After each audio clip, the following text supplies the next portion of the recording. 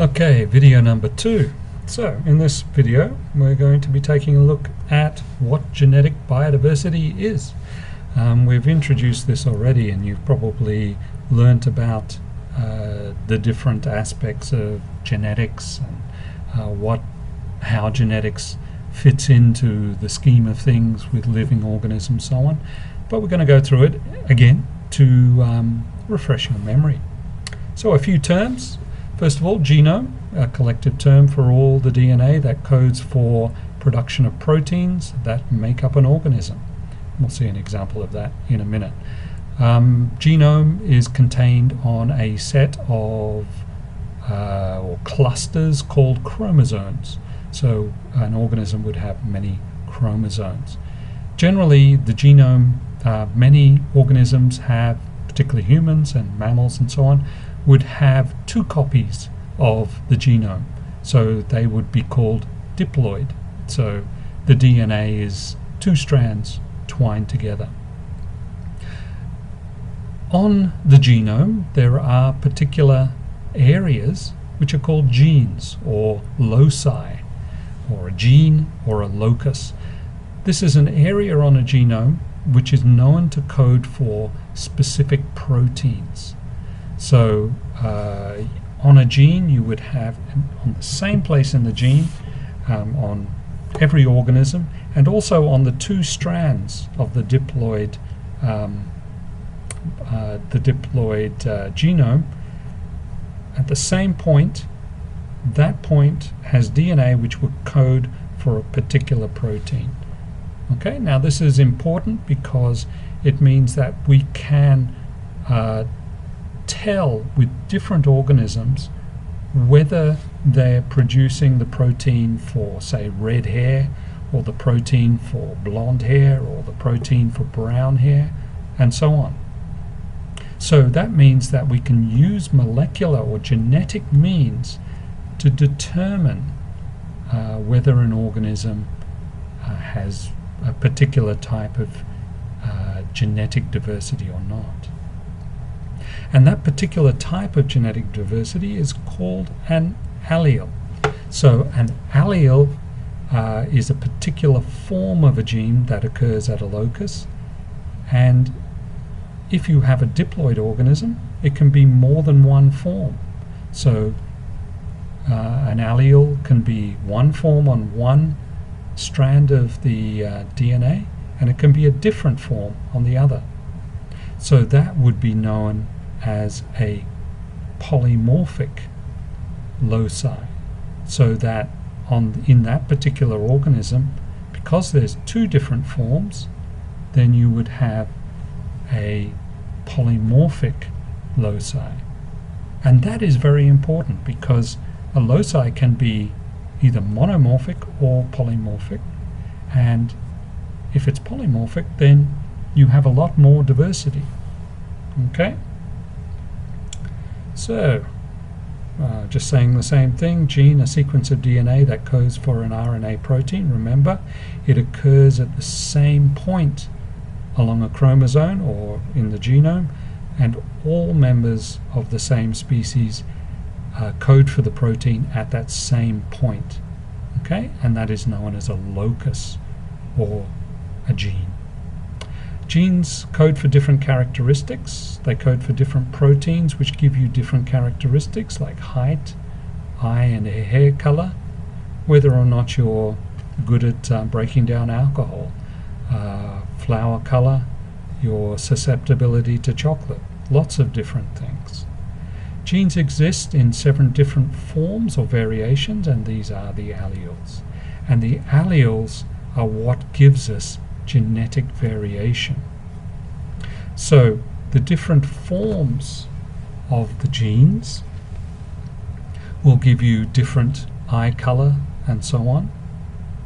So the different alleles will give you different hair color or eye color or different height and so on.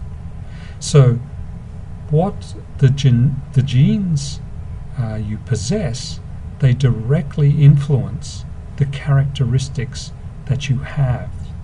And that's very important because it's the characteristics that you have which interact with your environment. Okay?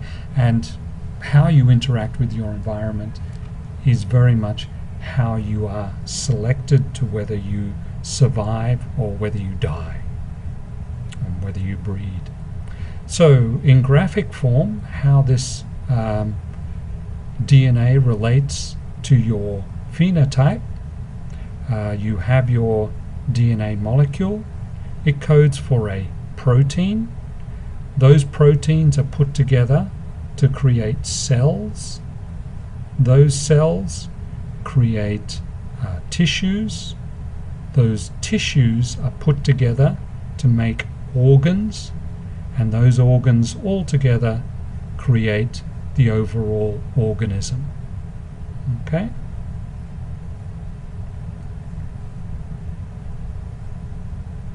So, on your chromosome, a particular loci or part of the DNA codes for hair color, and that hair color, well, that code can be in 3 different forms. In this example, in 3 different forms.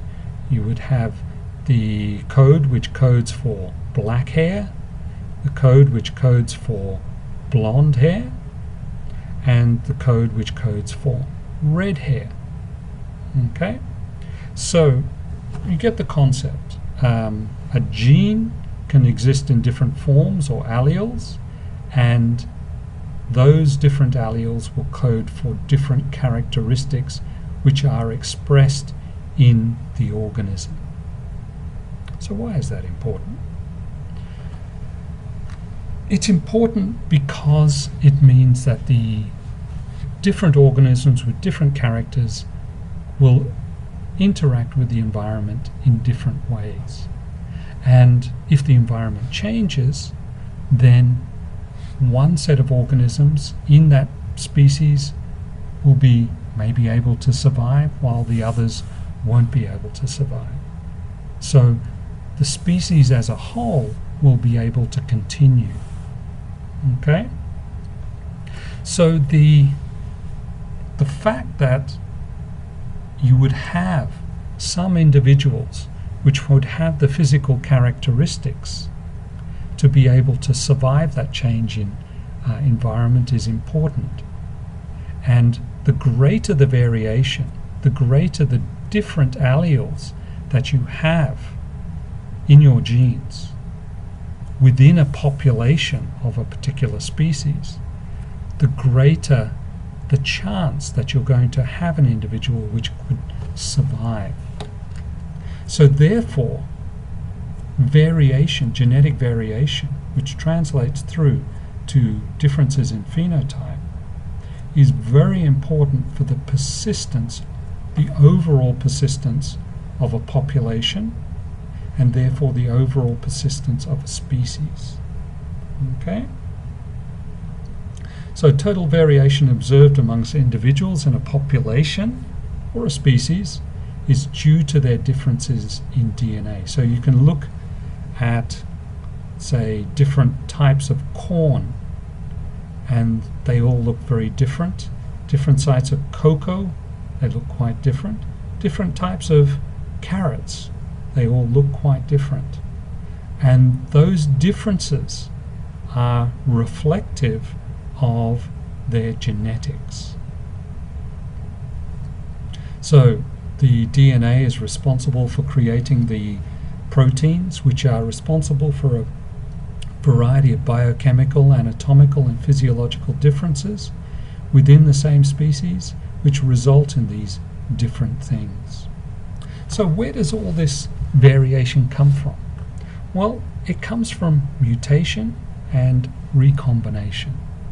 Mutation is errors and changes in that particular gene.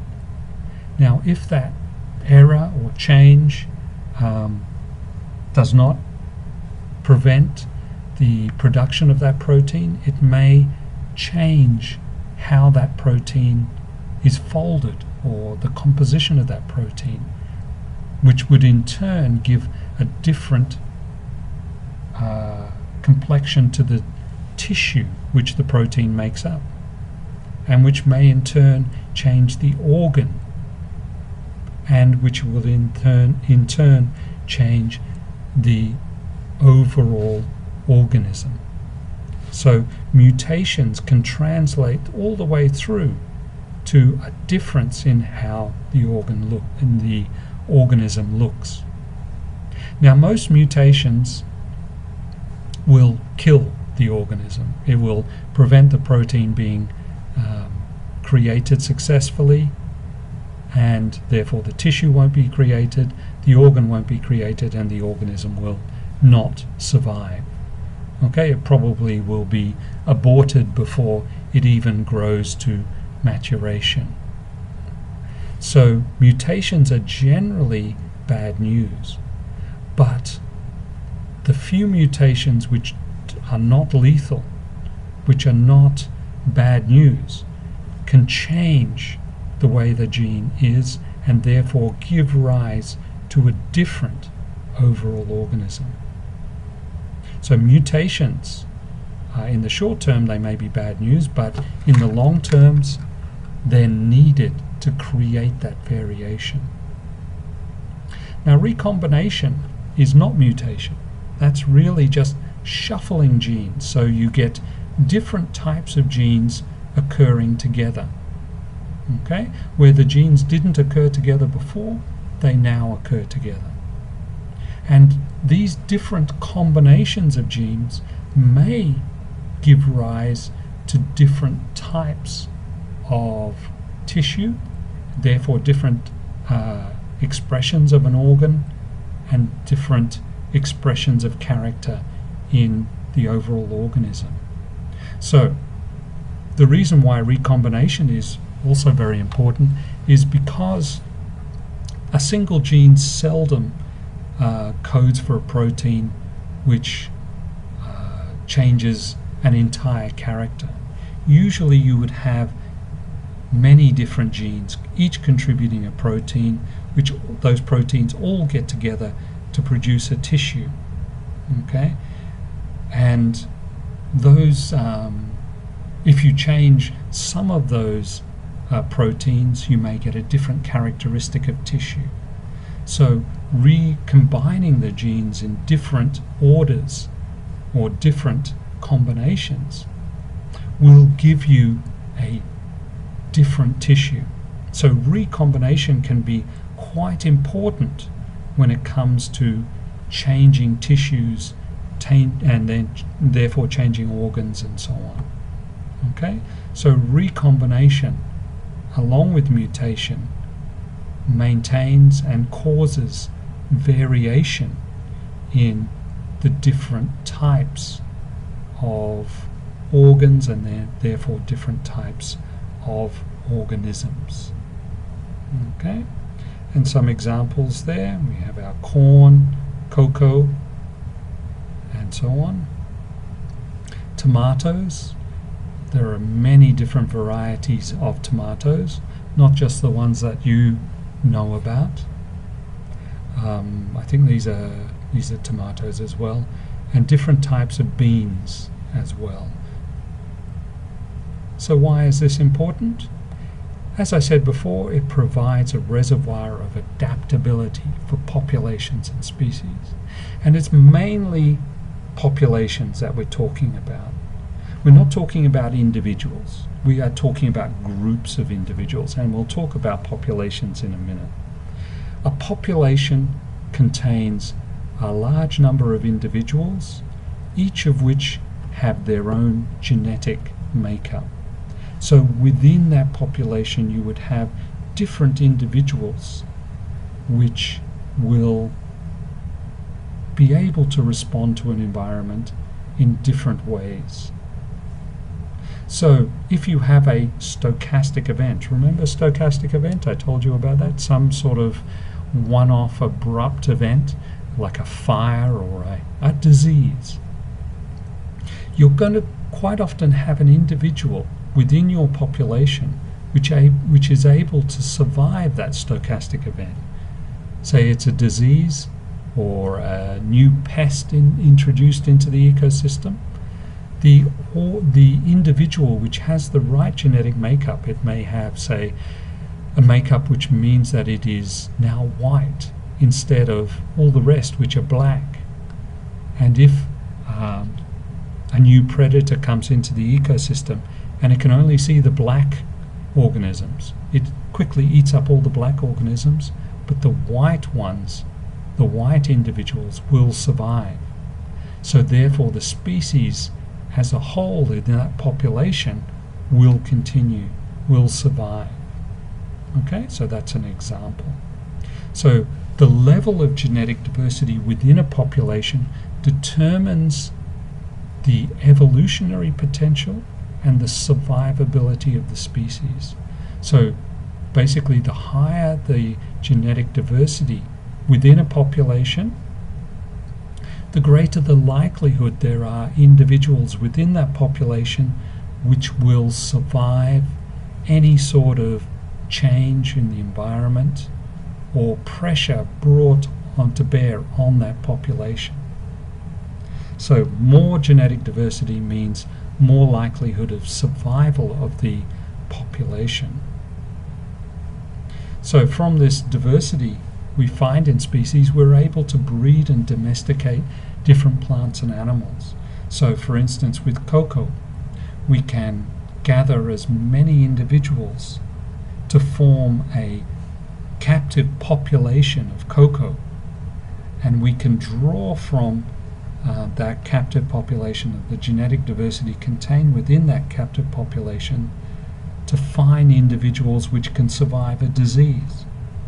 And we can cross those individuals to not only find an individual which can survive a disease like frosty pod in cocoa, but it also has a good flavor and survives that disease. So diversity is the very stuff which we can work with to put together an organism which serves our needs.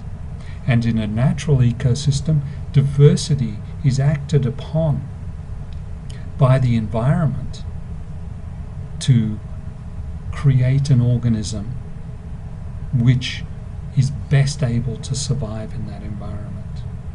And not only that, if a population has enough diversity, it can survive any changes in that environment.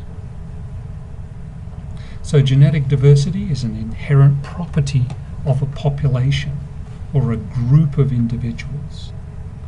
The sum of all the allelic variation in the gene pool is that genetic diversity. So allelic variation, so the different alleles that you get at a particular gene or locus. So the sum of all of those together is the allelic variation, which is the genetic diversity. And it, on the whole, it represents the adaptive, heritable changes that the population would have gone through historically in specific environments. So basically, the allelic variation is basically what is left in the population after all the individuals in that population have adapted to the environment and past environments to survive. Populations which are completely devoid of genetic variation, in other words, they all have pretty much the same alleles at the same genes, they will not have an ability to adapt, to evolve, and then hence are destined to become extinct when the environment changes. Because when the environment changes, there is no individual within that population which has a slightly different characteristic which will allow it to survive that change of environment. So if one species goes, if one individual goes, they will all go.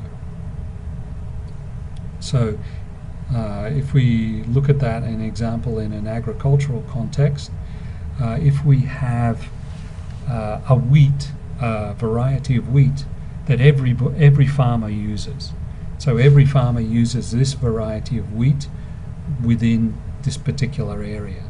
And they all use this variety of wheat because it is the best performing. It gives the greatest yield in that particular area. With that combination of soil type and rainfall, it does the best. So all the farmers are using it. Now just imagine a new disease of wheat arrives in the district. If that disease of wheat is lethal to the wheat plants on one farm, it's going to be lethal to the wheat farms on the whole farm because that same variety is being used. And because the same variety is used across the district, it's going to be lethal to the wheat across the whole of the district. So that lack of genetic variation that the farmers have, because they all want the highest producing yield, means that their area is very vulnerable to that disease in the wheat. And that lack of genetic variation has caused many agricultural disasters in the past, such as the Irish potato famine, where one disease came in and wiped out the potato crop, and because the Irish people depended on potatoes to feed themselves at that time, they caused massive famine throughout Ireland and a massive movement of the Irish people around the world. So if a population has a high diversity, then it has the capacity to respond through evolution to changes, and it is therefore a measure of evolutionary potential of a population. So genetic diversity is the measure of evolutionary potential of the population. A high genetic diversity means that the population has at least some individuals in there which can evolve and match any sort of changes. Alright, so genetic diversity, hopefully you got the idea that genetic diversity is a good thing and we need to be able to measure it. So we need to be able to go to a population and be able to say, how much genetic diversity do you have? Now there are three different ways that we can express genetic diversity, three mainly used ways of expressing genetic diversity. The first is the proportion of polymorphic loci. So in other words, that's the number of loci within a population that has more than one allele. The average heterozygosity, this is basically the number of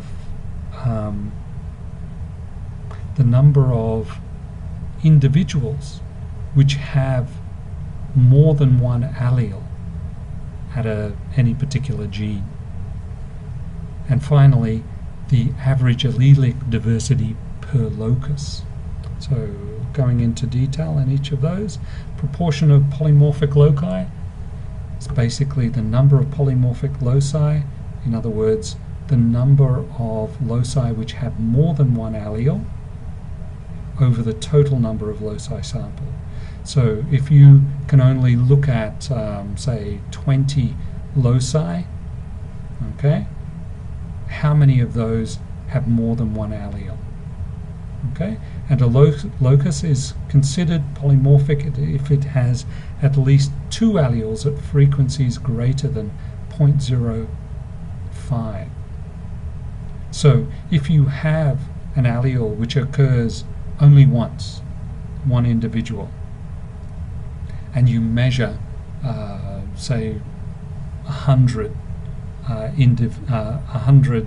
individuals, then the frequency of that allele is 0.01, and that really is too low for it to be considered polymorphic. Okay, so a measure of genetic diversity is the proportion of polymorphic loci out of the total number of loci which have been examined. So we examine these loci, in this case using genetic means or molecular means. Okay, so the next one is the average heterozygosity.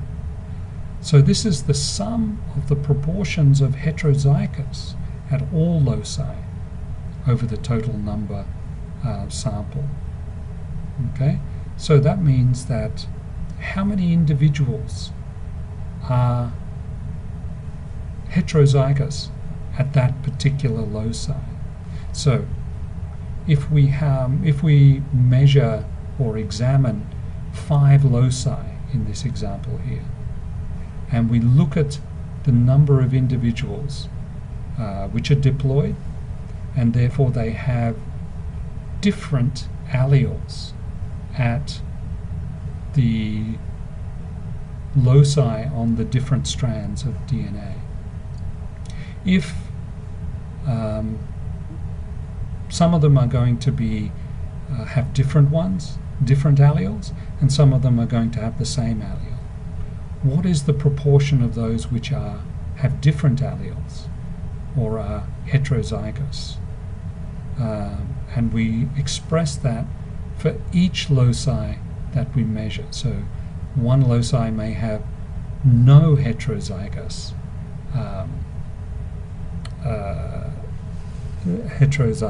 loci.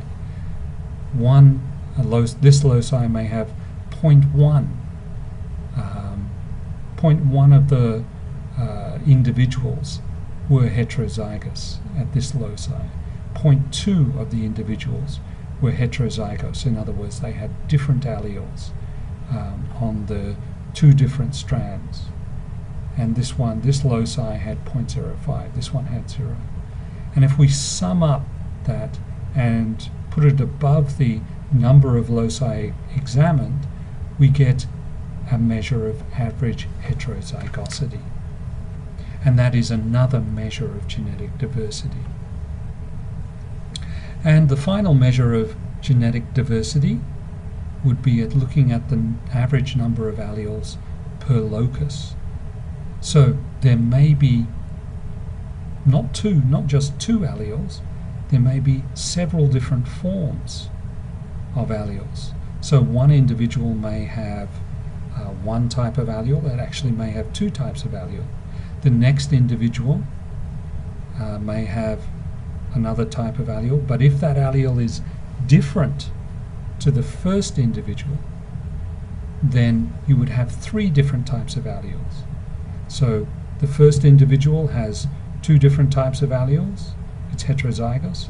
The next individual may be homozygous, but the 2 alleles that it has, or the allele that it has, is different to the 2 alleles in the first organism. So in that case, it would have 3 different alleles. Okay? So at each locus you can examine, you see how many different alleles at each locus.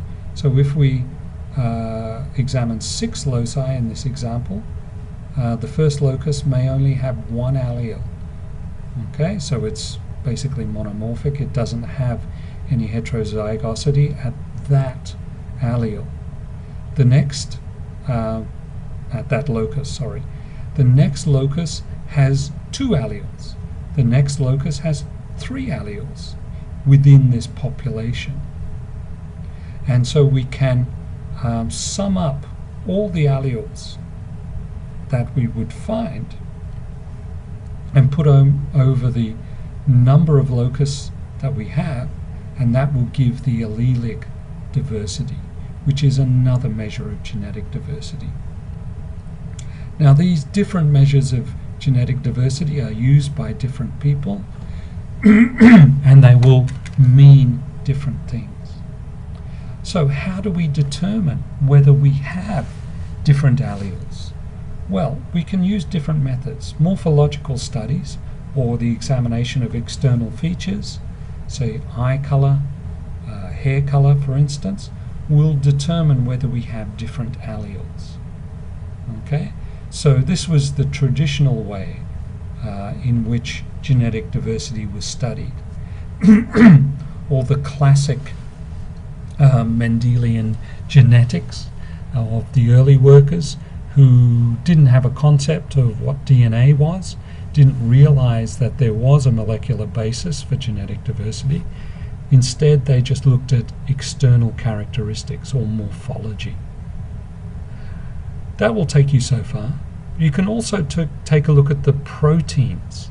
So if we can extract proteins from people, we can see different types of proteins. So that's a step down from the tissue, and we can see more detail, and that is known as allozyme polymorphisms. So we have different types of proteins. Say if we take a sample of tissue, maybe blood, we can take a look and see what different types of proteins we have within that blood. Okay? But the most fundamental form of genetic diversity is the DNA polymorphisms. So we would take the genetic material and take a section of the gene, and that section of the gene would have the same loci if we use the same methods to get that same section from different individuals. And then we can amplify that gene using DNA amplification techniques, or PCRs, and we can tell whether that genetic material has different alleles. Okay? So we can use these different methods, and these different methods have all been used in the past.